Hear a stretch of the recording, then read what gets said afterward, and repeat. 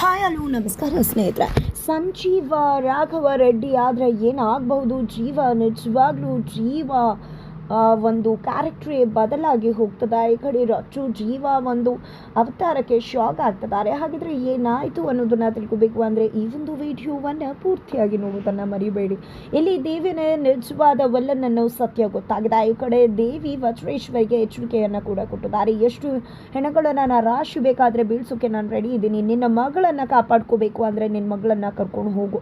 ನನ್ನ ಒಂದು ಸೇಡಿಗೆ ಕಿಚ್ಚಿಗೆ ಬಲಿಪಶು ಆಗುವುದು ಆ ಜೀವ. ಅದಕ್ಕೆ ರಚನಾನ ಬಲಿ ಕೊಡಬೇಡ.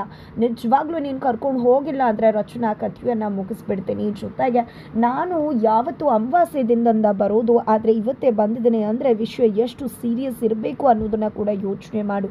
ಮೊದಲು ನಾನು ಹೇಳೋ ಕೆಲಸ ಮಾಡು ಅಂತ ಹೇಳ್ತಾರೆ. ಇತ್ತ ಕಡೆ ಜೀವ ಮನೆಗೆ ಕೇಳಿ ಸಹಾಯ ಕೇಳಿ ಬಂದವ್ರಿಗೆ ಹೋಗಿದೆ. ಮಾಧುರಿ ಒಡವೆ ಕೊಟ್ಟು ಸಹಾಯವನ್ನು ಮಾಡ್ತಾರೆ.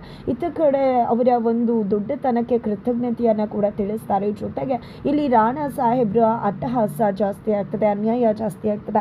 ಇದೇ ರೀತಿ ಆದರೆ ಸಾಹುಕಾರು ಎಷ್ಟು ಕಷ್ಟಪಟ್ಟು ಈ ಒಂದು ಸಾಮ್ರಾಜ್ಯವನ್ನ ಕಟ್ಟಿದ್ರು ಖಂಡಿತ ಎಲ್ಲ ಕೂಡ ಕುಸಿದು ಹೋಗ್ಬಿಡುತ್ತೆ. ನೀವು ಅಧಿಕಾರ ತಗೊಳ್ಳಿ ಅಂತ ಅವರು ಜೀವಾಗೆ ಹೇಳ್ತಾರೆ.